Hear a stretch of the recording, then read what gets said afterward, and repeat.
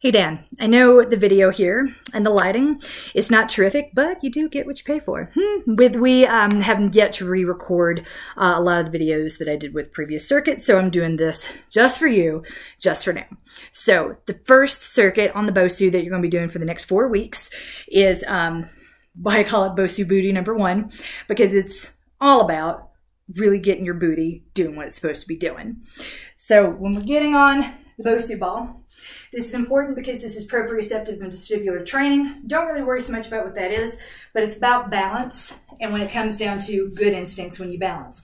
So first, when we've got a full squat, the most important thing I want you to remember when we're going into a full squat is that we want our feet, we want to be standing on the hard side initially for this one.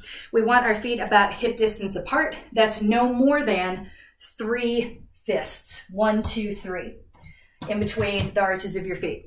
Wider than that doesn't necessarily work, and we want your toes and knees pointed directly ahead. No pointing outward, that's not better, that's going to hyperextend your knee, and that's the opposite of what we want. If anything, I would rather your feet be a little bit closer together than further apart with the temptation for your toes to point outward. We want to go as low as we possibly can in that squat, and don't lock your knees on the way up. So again, this is another important point. Got locked, unlocked, locked, unlocked, locked, unlocked. That's annoying, but you're going to hear me say it a lot. Locked, we don't ever, ever, ever want. We want to keep your knees unlocked because all the balance should come from these being on and doing their job. So when we're thinking about the squat from the side, more is not better. Slow and controlled is going to generate more power and get what we want. All the way down, keeping your chest open, not hyperextending your back. We want this to be straight, then all the way up, all the way down, and all the way up. We really want your booty in line with your knees as much as you can.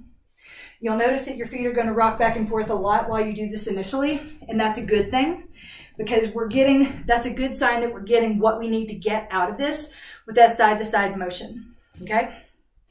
So again, the full squat, and the reason I put my hands behind my back, you can put your hands anywhere you want, but I like that as a reminder that we're not hyperextending, and we want to be looking straight ahead, not looking up. If we look up, that's where the hyperextension is going to come from. You can't afford that. All the way down, almost all the way up, don't lock the knees, all the way down, almost all the way up, okay? Again, it's harder than it seems. I make it look easy because I do this a lot. The next one is called Wibble Wobble, but it's basically ski moguls. Keeping your feet in the same position. We're going to go down, not as far as we did in the squat, but if we think of it like 80% of the way. Take a big exhale and focus on pressing your navel towards your spine. And then left to right, left to right, left to right, left to right. This one you do want to move rather quickly. So don't be afraid to stop and take as many breaks as you need. We really want to get 1 working minute out of it. It might take you 3 minutes to achieve 1 working minute, but you'll know where that minute went. You'll feel it all in here. We want this keeping you aloft, this nice and open. And then you're going to feel that in your little side glutes. It's going to catch up to you very, very quickly. The third one is called Around the World. Flip that bad boy over here in the front. This one we want to keep our feet no more than 1 fist apart for an entire rotation. Whoop. Down, staying down, teeny tiny steps all the way around.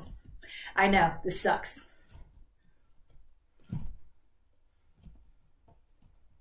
We want your toes basically aligned on the final circle line around the Bosu. Don't stress out about that though.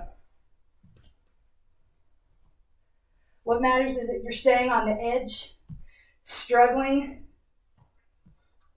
to put weight in your heels, taking little bitty steps.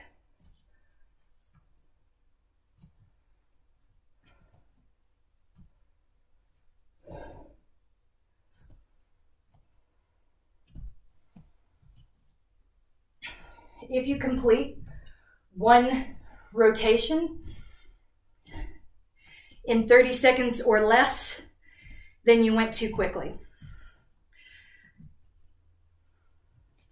That I definitely did way too quickly, but I'm trying to give you an idea of what those steps look like. Okay, you're also going to feel that one in your quads a lot, and that again is a good thing. Those are the stabilizer muscles. It's don't really worry about it. You can go read the science if you want to. It's good shit. Just do it. Enjoy, and let me know when you're up to the second series, and I'll show you that one too.